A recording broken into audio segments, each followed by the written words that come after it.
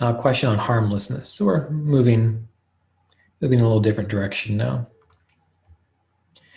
What should I do when I find myself wishing people ill for no good reason? People I'm actually not on bad terms with. Well, that's an interesting that's an interesting situation, isn't it? Well, if you're doing it, it's probably because you've got some conditioning deep down inside. Who knows where it comes from? Maybe your grandma was really a spiteful person, and you're kind of picking up on that a little bit and carrying on the legacy. But it's not a big deal as long as you recognize it. You say, "Oh, wait a minute. Why am I wishing ill to someone?" Well, first of all, you probably don't want to do that to anyone. But let's just start where we are. Why am I wishing ill to someone who I'm on good terms with? Well, you just recognize it. You say the truth of the matter is, I just had this thought, wishing them ill will. Now, by acknowledging that and being truthful about it, you have just engaged satya. You have just engaged being aligned with truthfulness, which means you've just increased your awareness a little bit, which is wonderful. And so now you can say, for some reason, I don't want to wish them well. All right, you're being truthful, no big deal. But you know what? I'm going to do it anyway. So then you start counteracting that by thinking about the person and actively wishing them well. Actively wishing them well. Actively seeing them in light and well-being, and just saying, I don't know why I've got these weird thoughts going on in my mind, but really I do mean to wish you well. And the more you do that, depending on how ingrained the habit is, it might take a while. Eventually, the habit breaks. I used to be, I am easy. It is easy for me to hold grudges. Super easy. I mean, if you betray me, even barely once, I remember that. If someone lies to me once or misleads me once, it sticks in my mind and I don't forget it. And I wonder from that point forward, is this person being honest and forthright? Early on, it was a terrible thing. I would hold on to things.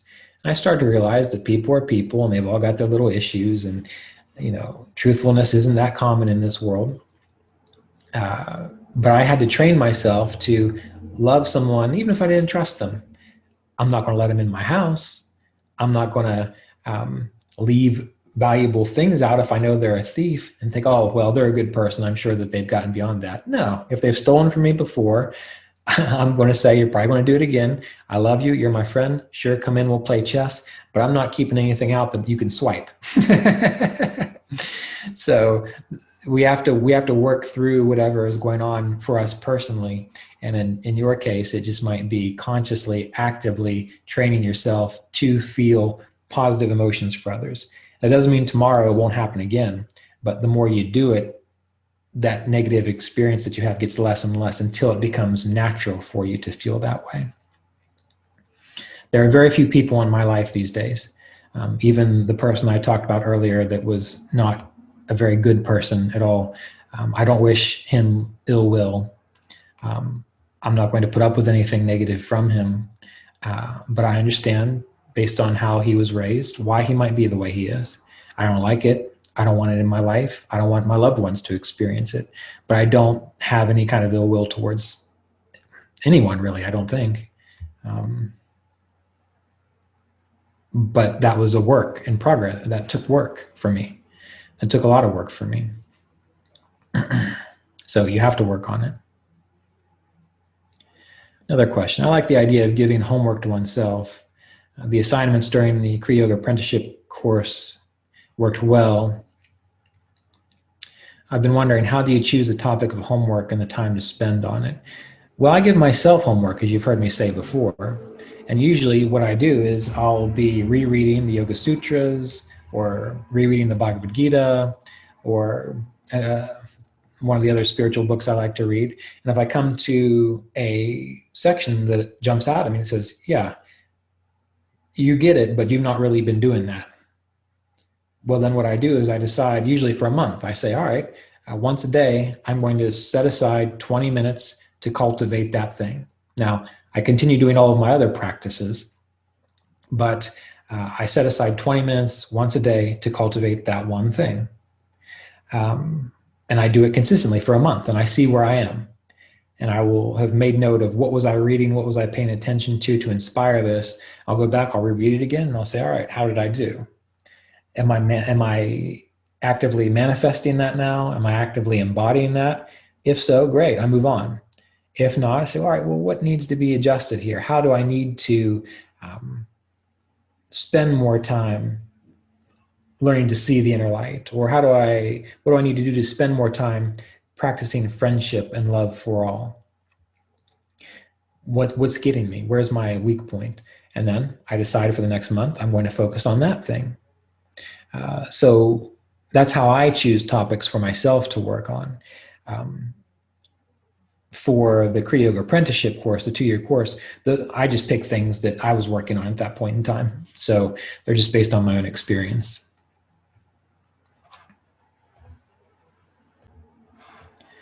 So this has to do, it seems to me, this question deals with having a reaction to or pushback when raising the intensity of one's intentions with meditations, work, or exercise. And at this, they use the term reflux, but I think they mean reaction, take the form of intense emotions, and the person seems to go 1 step forward and 3 steps backwards. They say, I'm becoming more and more aware of these waves, but I still get rumbled by it. I'm pretty good now with external attachments, but it seems I still have attachments to something I can't have a total grasp on. Yeah, that's just part of the process. Everyone's different. And many people are masters of self-sabotage. And they're not even really masters of it because it's more of an unconscious thing.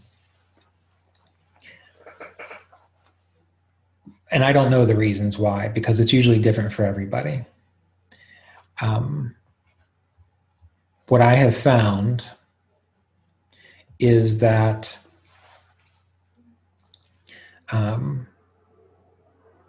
if you're trying to do something and you're amping up your intensity and you find resistance comes back at you, well, as I've said many, many times before, sometimes it's very useful to work with a counselor to figure out what that might be. It's going to save you years of just banging your head into a wall. I like to recommend people who do body-centered counseling, like eye movement desensitization reprocessing, EMDR. You can keep going ahead and kind of running into that wall, and eventually you'll break through it.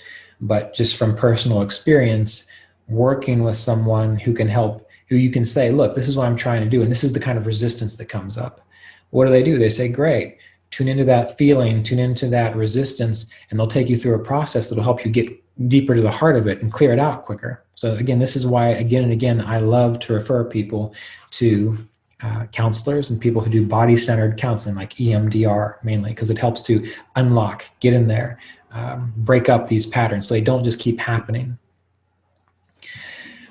But if that's not accessible, then what do you have to do? Number one, stating that the awareness is there, that you're becoming more and more aware of these ways. Well, that's a good start, because it means you're able to see it.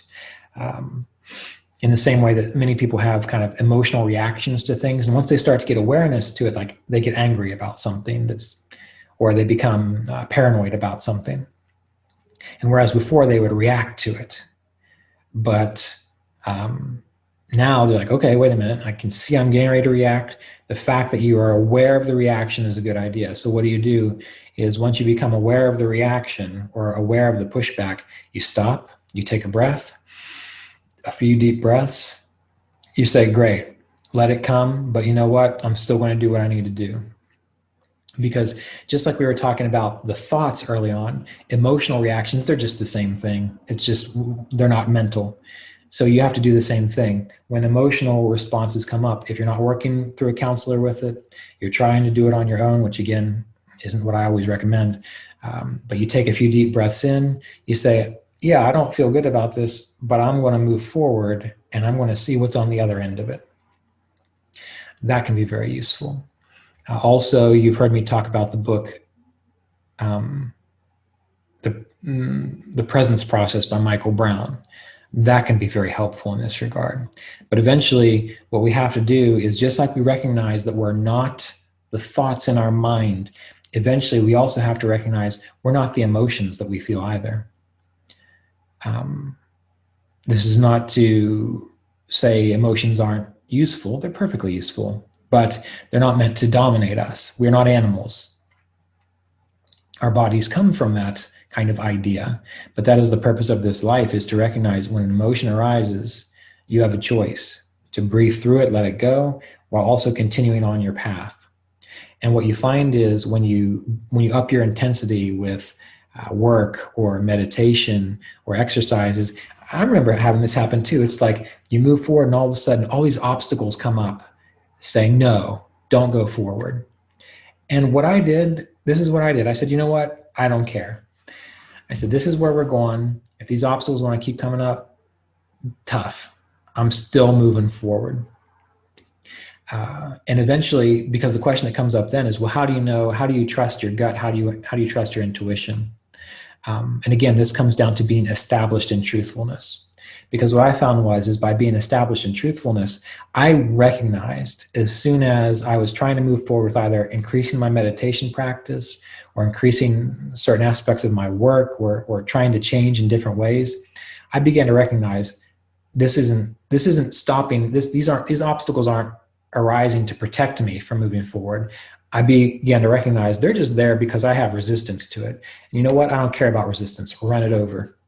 And the more you run over resistance, the less internal resistance has power over you. And then again, what have you done? You've mastered your states of consciousness, because the emotions are also states of consciousness. But once more, this is why practicing truthfulness is helpful, but also this is why working with a professional counselor is helpful, because many people can't recognize the difference. And that takes skill and that takes practice. And it's not necessarily very easy to do it alone. And from my own life, I always, when I needed to, worked with a counselor, because I knew I could push myself too hard. I also knew I could be too lazy. And I needed someone to say, all right, from an objective perspective, this is what we need. This is where you need to go and what you need to do. Or this is where you need to back off a little bit because maybe you're trying too hard. So it's a complicated situation, but it's one that you can get through, and it just takes trial and error and some help from time to time.